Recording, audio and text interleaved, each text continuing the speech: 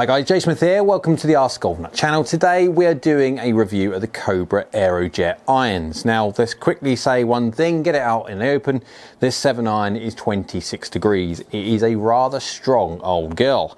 And why is it strong? Because you've got a boatload of technology in this thing to try and help it launch up into the air maximum as possible. We have got max help everywhere. We have got power bridging with weights inside. We've got power shelling with faces of galore and flexing, and then we've got hot face technology with AI designed and variable face thickness. Everything in this iron is designed to go to the moon and to go as far to the moon as possible. So that's the technology done. Again, if you want to go and read the manufacturer's website, you can do if you've got time to waste. But yeah, suffice to say, there's plenty in this thing to try and help with the odd off-center hit and launching this golf ball in the air. Right, I've got this at the Farms hole 5. This time is 174 yards. I say this time because the previous time I was at the Farms hole 5 was for the Cobra lineup, but the players side, the MB, the CB, and also the Tour. So I've already done them ones. If you want to go pop on the channel, have a little look, obviously after watching this one, and then we'll go see how it does. So yeah, but obviously it's 174 yards now because I've dragged the old tee back because I've had to, because this thing's going to go a little bit further than what the other ones did, because it is rather raw. Right, let's go give it a hit and see how it feels, because looks wise it is a different beast to that of the players side of things, and of course it would be, because this is aimed for the game improvement sector, the guy who needs, or girl that needs, a little bit more help, should we say, around the face of strike and the assistance of getting the ball up in the air, and the assistance in the ball going as far as it needs to, as far as it can.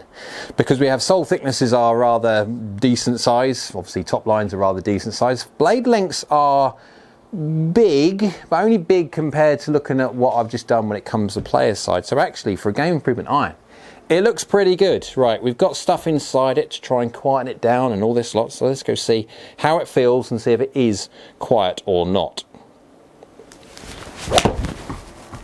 Slightly toey hit, but I'll take that one. Definitely not quiet, yeah, and that's definitely going a feral way.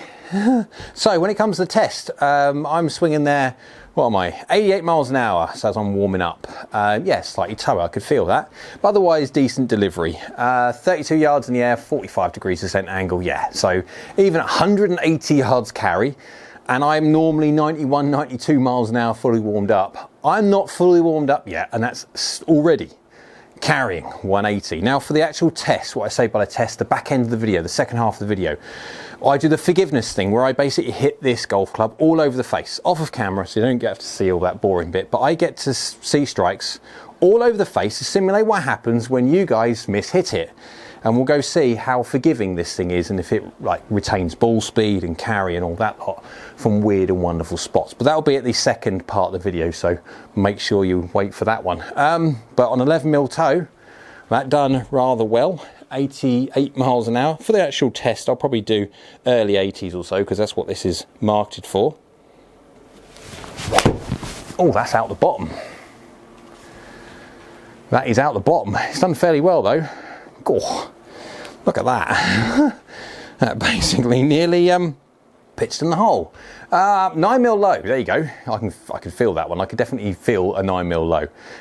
And it has reduced now in descent angle to 42.2, but it's still carrying 176 yards. And as you saw there, it stopped fairly well considering. It's just a rocket ship, this thing really is a rocket ship. It just comes off the face, and I don't know if the microphone is picking it up, but it comes off the face with an absolute explosive pop.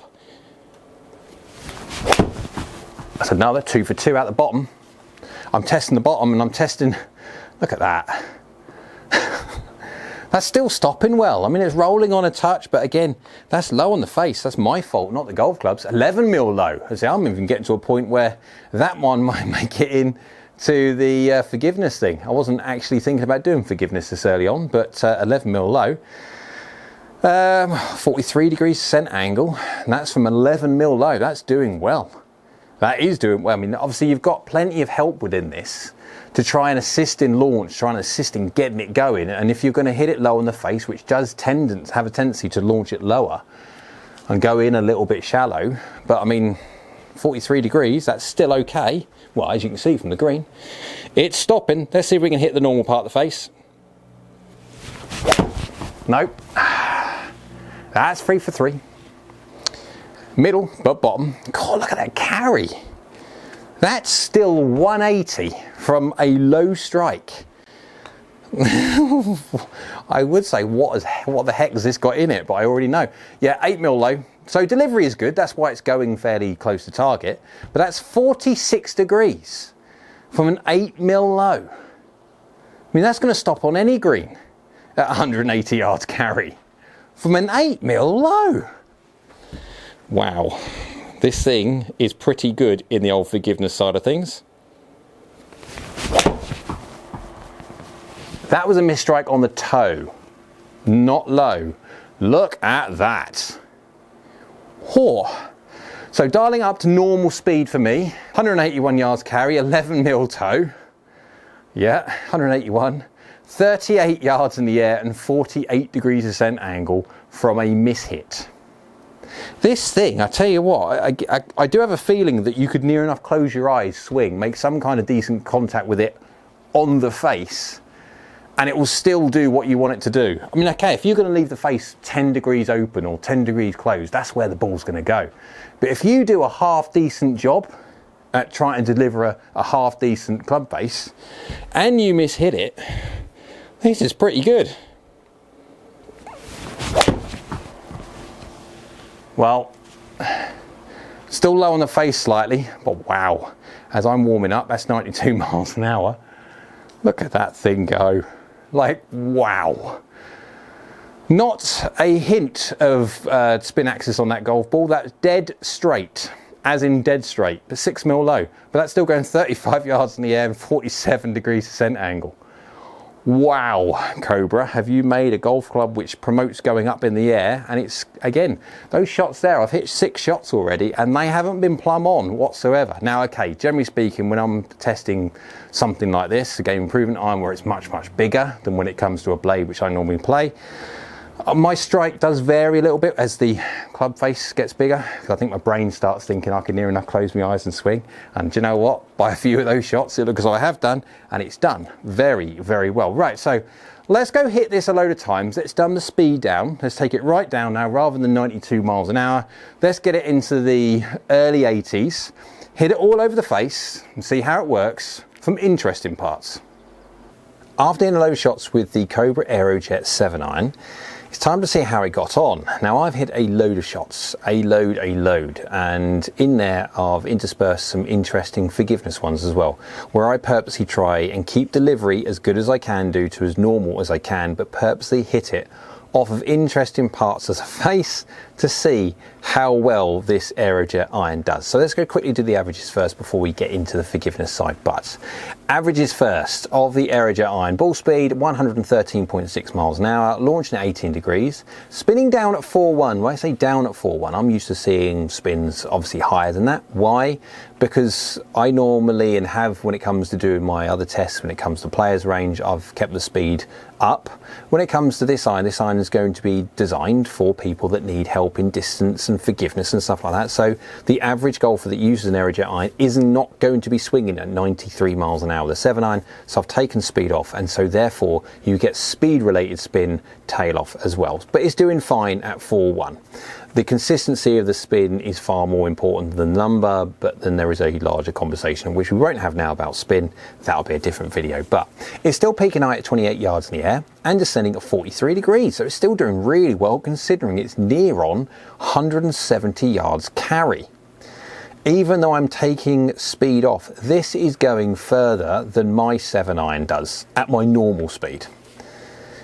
Yeah, it's a very springy golf club. Club head speed 82.1 miles an hour, so we're taking speed right off. Efficiency is 1.38, which is amazingly good, but then again, yes, it is a 26.5 degree 7-iron, so deflection means it will be more efficient anyway. We'll get to the forgiveness side in a sec where we discuss that a bit more, but angle attack 2.8 degrees down, club path 0.9 from the inside, and face to path is 0.0, bang on square. Loft is 22.5 degrees, so I've de-lofted about 4 degrees from static, and 2mm low, 2mm toe is the average strike, but I have standard deviation on there as well, because it's a measure of variance. And there is a lot of shots in this data set, but it is interspersed with the forgiveness ones, which will obviously impact on my standard deviation, but it's there anyway. Not so much important now, but when it comes to comparing two irons, it's important, because obviously you've got to make sure you're comparing apples for apples. So if you go by the compare screen, some people like seeing it in graphical representation rather than tabular format, because people can understand lines on the screen rather than numbers, but there you go. So let's go have a look at the forgiveness side of things, because I've got some fun ones as well, but some interesting ones to learn how well this AEROJET iron gets on when you do hit it from areas that you really shouldn't. So the first one here is 19 millimeters heel. That's really heely, but it's done very, very well considering efficiency is now 1.31. Has it dropped from 1.38? Absolutely. But that's not far off the hosel, and you haven't got to move too far from 19 millimeters to find the hosel. And so if you were hitting 19 millimeters heel as your standard strike pattern within a lesson or a custom fit, we're definitely not having a custom fit, we're having a lesson. And in that lesson, we're going to be working on strike, because you can't get away with too much more than 19 millimeters heel before you get to the hosel rocket, aka the shank. Talking about the shank, I pushed it a little bit too far and I hit one here, 23 millimeters heel, and yes, I caught the hosel. Efficiency is now down to 1.24. I'm not surprised, because there's not much of a springiness to the hosel. And if you see there, it's actually started 2.7 degrees to the right, even though my path was one to the inside and one shut. So I should have basically started a target, but it started 3 degrees right and carried on that way. I hit the shank. I pushed it a touch too far. But if you hit a normal heel, 13 mil heel, which is a normal kind of miss hit that you would expect to see within any normal lesson or custom fit, it's actually done really well. 1.37 efficiency. Remember, average is 1.38, so it's dropped 0.01 from half an inch off the heel. Very well done. Cobra AEROJET 7 iron. Low strikes. So we got one here, 9 millimeters low, 1 mil heel, but 9 millimeters low, 1.38 efficiency. Has not dropped a single from the average from a 9 millimeters low. It's very good. Next one, low toe. So even worse low now, 11 mil low, but 7 mil toe. And it's dropped 0.01, sorry, of an efficiency based on a worse strike. This AEROJET iron is ridiculously forgiving. It's a decent size, and it is an explosive firecracker of a golf club, but you cannot disagree with how it performs. It is very, very good. Captured one here, 20 millimeters toe. 1 mil low, 20 millimeters toe, and 1.8 from the inside, 2.2 closed, 1.36 efficiency.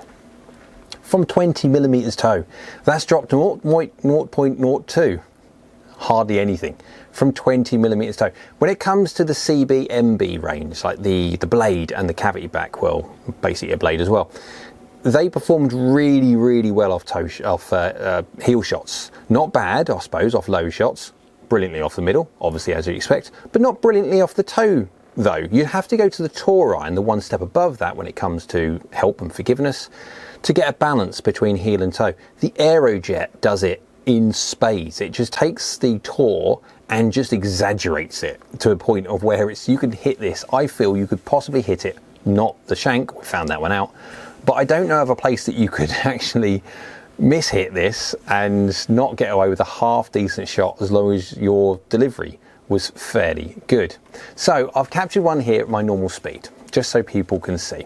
Now, 93 miles an hour, so speed is up by over 10 miles an hour, and I've actually captured this at 10 millimeters toe, so it wasn't a middle strike. Path and face are very 0-0, but it's carrying at 190 from a not middle strike. Efficiency is 1.39. I reckon on a middle strike I can get this to about 1.4. It's just mental. To conclude on this, when it comes to the performance side of things, you just have to be aware of a few things. The information I've captured there at a slower speed against the information that I've captured at my speed, that last one at my speed. If you've got an individual who needs help when it comes to strike from a golf club, so you naturally go to a game improvement iron because it will give you maximum assistance when you miss-hit it, because you've got all the technology within a bigger game improvement head. Now, if you've got someone with speed, it means that you could potentially have a golf ball, a 7-iron with a golf ball going 190, sometimes 190 something yards carry. Well, you've either got to gonna have some really interesting and big gaps between your irons in distance, loft gaps and distance caps, and to get down to my 93 yards 58 degree, you're either gonna have to have huge loft distance caps or 7 trillion wedges, which is going to be concerning. So if you've got someone who needs the help from a game improvement iron but has got plenty of speed in them, I'd be looking at tweaking the lofts, weaken them off a little bit. So just maybe a couple of degrees, even if you make the 26.5 degree 7-iron to a 28.5 degree, 29 degree 7-iron, you're going to bring the distance back a little bit, which is going to make the loft gaps a little bit more sensible. Again, I suppose if you take this argument all the way through to a point of uber low swing speeds, you'll have to do the exact same thing as well, because as soon as you start taking swing speed down into the early 70s into the 60s, loft is your friend. You will definitely going to need to be getting these irons and then weaken them off so you can utilize all the help that these kind of irons give when it comes to center of gravity being as low to launch them up in the air, but then also having the loft as such to help you launch it as high as you possibly can to start with. And so when it comes to players that are going to be looking at this for the distance aspect, there you go. It's going to give distance in spades. It gives forgiveness in spades. Just be aware of obviously your own swing speed and then what requirements you'll need from the lofting of that. But you're going to be having these conversations with your custom fitter anyway, I hope. When it comes to looks, it is a unmistakable game improvement iron. It is. It doesn't shy away from the technology that it has in it. It is quite open with the fact that it's got technology in it and you can see it. When you're looking at feel and sound effectively from strike, it is quite a loud golf club, I'll be honest. It is quite audible when it's contact. You definitely know you're hitting it, but it is fairly consistent for what it is. It looks fairly good for a game improvement iron. All this is subjective. One person's requirements are completely different to another. But when it comes to the main thing, performance and forgiveness, it does blooming well. When it comes to the others, that's subjective and that's down to the golfer in question. So hope you liked the video. If you did, go on, thumbs up. YouTube's like it, so do I. Down there is a subscribe button. It's big, red and free. If you could do that, that's great. And next to it is a bell icon. That's a notification bell. That will let you know next time I upload another video. So I hope you're well and we'll see you again soon.